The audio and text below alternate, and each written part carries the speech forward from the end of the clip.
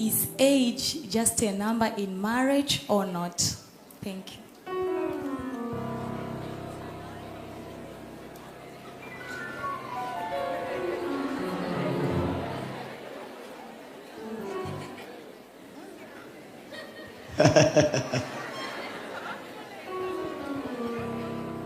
Bwana Yesu asifiwe. Wewe ukinitazama mimi nina umri usoni kwangu. Ukimtazama mume wangu ana umri usoni kwake. Ndoa ina misingi. Bwana Yesu asifiwe. Kwenye swala hilo kila mtu ana majibu yake kutokana na mtazamo wake. Mimi jibu langu huwaga ni moja kwenye hilo.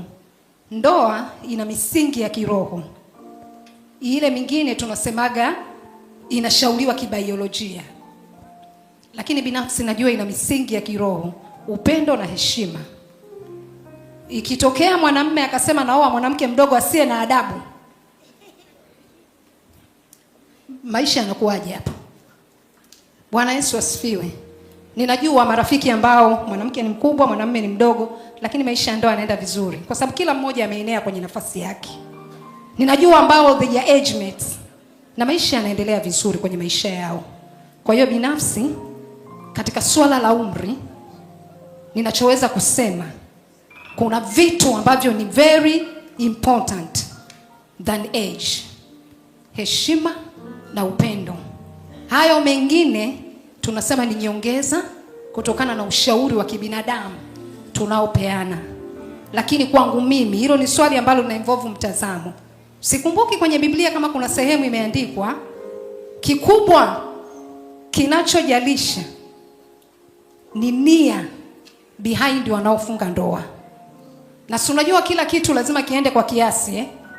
Uwezo ukaniambia ni upendo, kijana una miaka 23 unaolewa, samahani, unaona sasa nasema unaolewa, unaoa mwanamke wa miaka 50.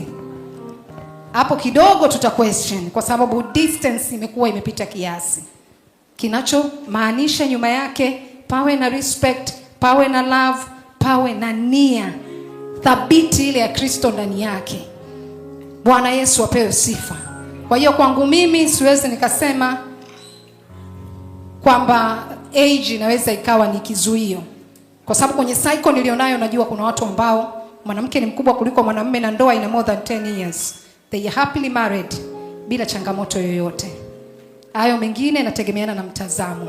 Ninachojua nia iwe safi mbele za Mungu, upendo uwepo, heshima iwepo, nia ya kutengeneza ndoa kwa pamoja iwepo. Na mengine yote iwe ni kwa kiasi. That's all I can say kulingana na mtazamo wangu.